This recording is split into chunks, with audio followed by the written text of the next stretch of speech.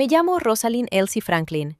Si buscas mi nombre en los libros de historia, es probable que encuentres una sombra, un pie de página o, con suerte, una referencia a una cuestión de justicia. Pero yo no soy un epílogo. Soy el rigor, la precisión técnica de los rayos X y la evidencia empírica que, sin saberlo, otros utilizaron para reclamar un destino que yo estaba construyendo con mis propias manos, paso a paso, átomo a átomo. Nací el 25 de julio de 1920 en Londres, en el seno de una familia judía educada, donde la curiosidad no solo se permitía, se esperaba con vehemencia. Desde niña, los números me ofrecían una claridad absoluta, una estructura lógica que el mundo a veces me negaba. En la escuela St. Paul's, mientras mis compañeras soñaban con bailes o convenciones sociales, yo me perdía en los problemas de física y química, sintiendo una satisfacción casi física al encontrar la respuesta correcta mediante la deducción matemática. No era una rebeldía consciente, era simplemente que la ciencia me dictaba una verdad más pura, una realidad subyacente que esperaba ser descifrada. En 1938, entré en el Newnham College de Cambridge. Durante la Segunda Guerra Mundial, mientras el mundo se desmoronaba bajo las bombas, yo me refugié en la inmutable estructura de la materia. Mi doctorado, concluido en 1945, se centró en la porosidad del carbón. Puede parecer un tema mundano, pero entender cómo se comportan los poros y las moléculas de carbono fue mi entrenamiento exhaustivo en la disciplina de lo invisible. Apliqué la teoría de los radios de giro para interpretar la dispersión de rayos X en ángulos pequeños, un método riguroso que permitía discernir la arquitectura interna de sustancias no cristalinas, aprendiendo que la materia no es caos. Está organizada, y si sabes cómo preguntar mediante la difracción, te revelará su geometría intrínseca con una precisión cristalina. Después de la guerra, el destino me llevó a París, al Laboratorio Central de Servicios Químicos del Estado. Allí, bajo la tutela de Jacques Mering, descubrí el amor por la cristalografía de rayos X. París fue una liberación técnica y personal. La igualdad intelectual no era una promesa, era la norma cotidiana. Aprendí a manipular la radiación para observar la disposición de los átomos en el carbón. Utilicé técnicas de difracción de rayos X para estudiar la grafitización, determinando cómo las capas de átomos de carbono se orientaban y se apilaban bajo diversas condiciones térmicas, midiendo con esmero los espaciados interplanares y la extensión de las láminas bidimensionales. Fui feliz allí, viviendo con sencillez, cocinando, haciendo senderismo y sintiendo que, como científica, mi género era un dato irrelevante ante la magnitud de la investigación física. En 1951, regresé a Londres, al King's College, con una beca para estudiar estructuras biológicas.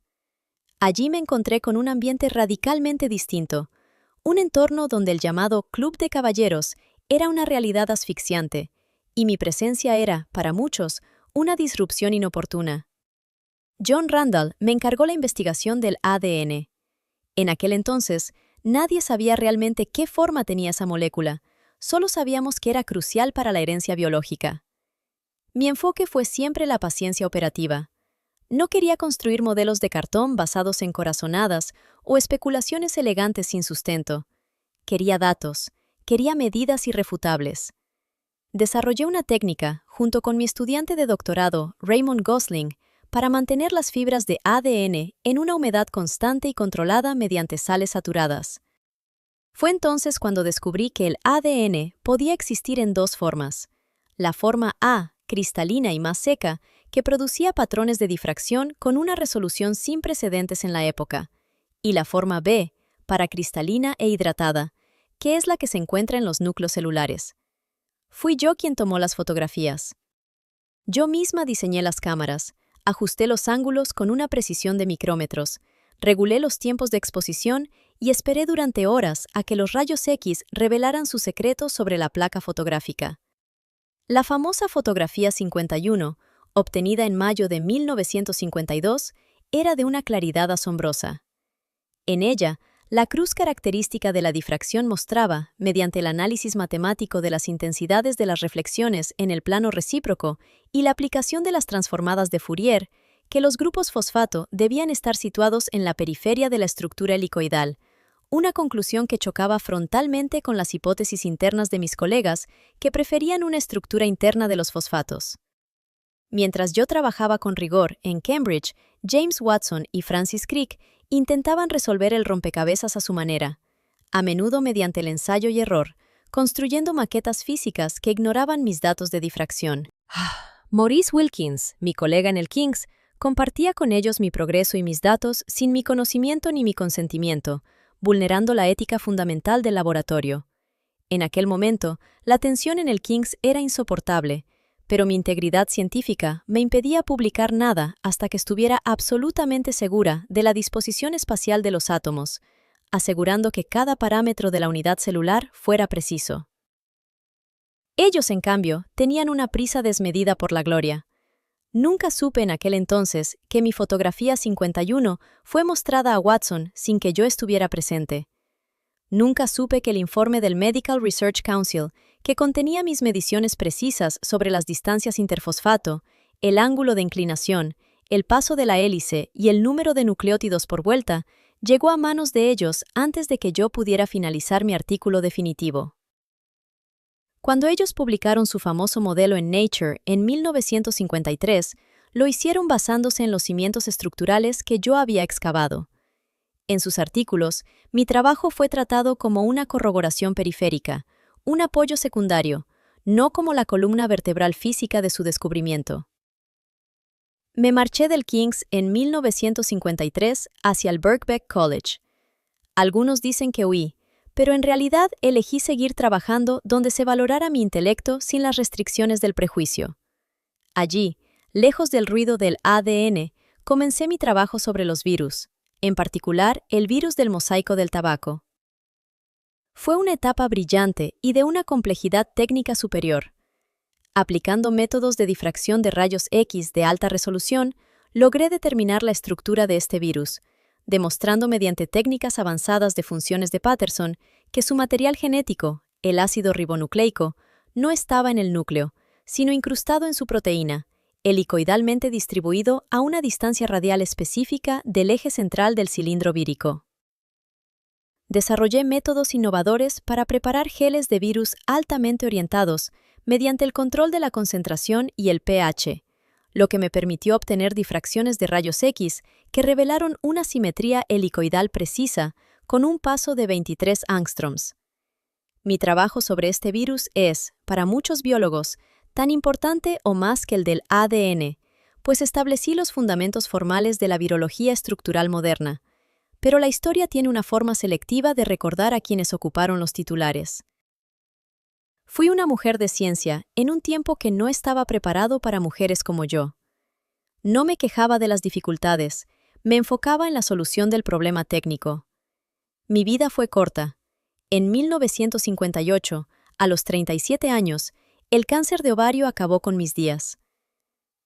Muchos sugieren que mi exposición prolongada a los rayos X, sin las protecciones adecuadas, y que yo misma instalé con precariedad en aquellos laboratorios al centrarme obsesivamente en la alineación de mis muestras para lograr una nitidez perfecta en las placas, pudo contribuir a mi enfermedad.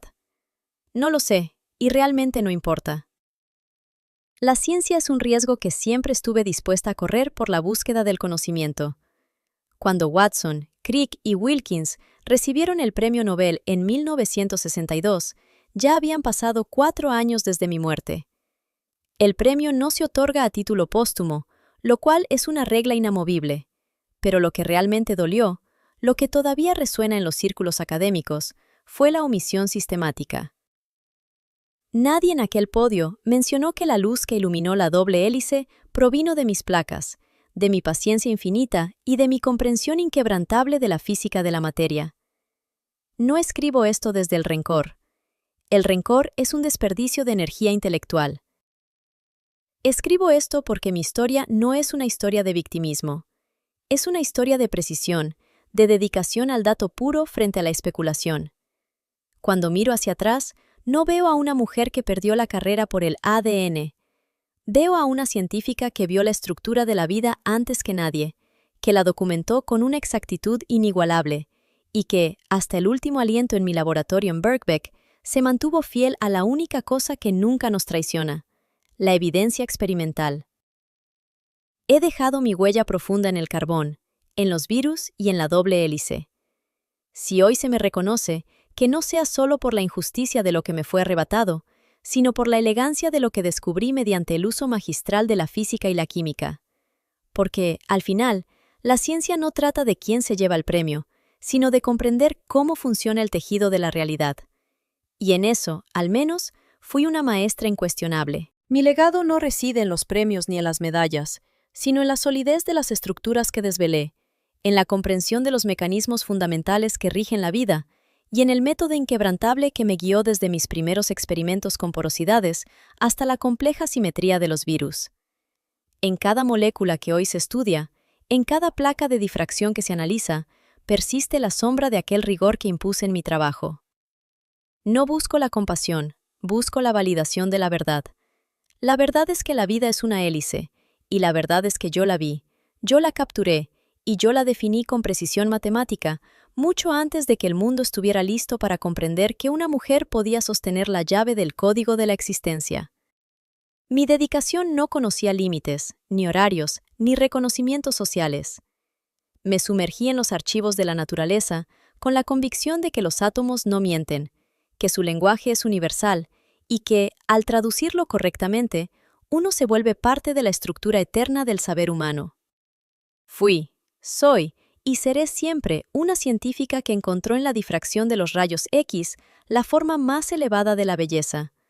Una belleza que no reside en el adorno, sino en la perfecta armonía de la organización molecular. Y es por esta razón que, a pesar de las sombras, mi nombre permanece unido a los descubrimientos más fundamentales de la biología. Así fue mi vida, así fue mi entrega total a la ciencia, y así permanece mi convicción inalterable ante el Tribunal del Tiempo, que finalmente ha comenzado a reparar la omisión histórica. Es por esto, y por el incesante deseo de iluminar los rincones más oscuros de nuestro conocimiento, que te invito a formar parte de este viaje intelectual.